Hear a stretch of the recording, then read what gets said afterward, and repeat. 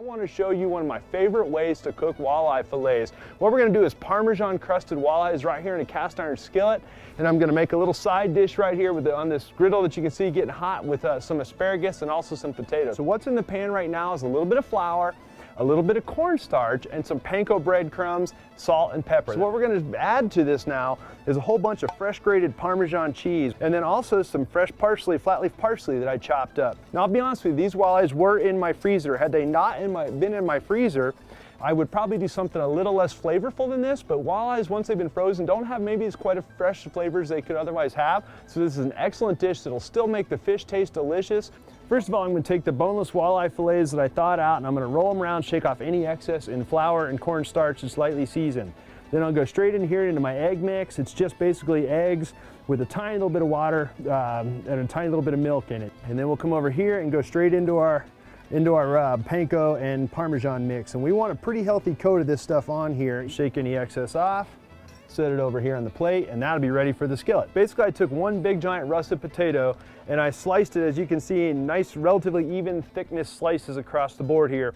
And then I blanched them in boiling water for about 4 minutes or so, give or take. Rinsed them in cold water. So I'm gonna go in with a little bit of olive oil first thing. I've got a mixture of salt, onion powder, garlic powder, black pepper, and a little bit of smoked paprika. And we're gonna give it a pretty good coating of this. Of course, we'll do the other side because we want them to be nice seasoned, so we'll flip them over to the same thing on the other side. And so asparagus, same kind of thing. I'm just gonna give it a little tiny drizzle of olive oil right there. And we'll toss those around, and we'll use some of the same seasoning mix that I already made right here, which again was the onion powder, garlic powder, salt, pepper, and a tiny little bit of paprika. Okay guys, so this cast iron, as you can see, is getting hot real quick on there. And basically what I just added was what amounts to 50-50 mix of olive oil and butter on there. We're gonna step over here to the griddle, and we'll make sure that it's got a little bit of oil on it. These potatoes are well oiled, so it shouldn't need much. And we'll put all these guys down on there. And we're gonna go ahead and put it on here. In with the fish. In we go.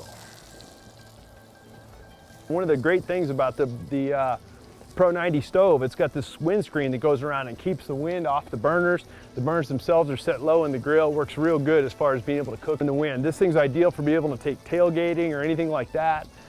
Really good system that Camp Chef makes here. The whole thing is available to get a bag, and it'll all fold up and collapse and go into a bag, and you can take it with you to the game or camping or whatever you might want to do.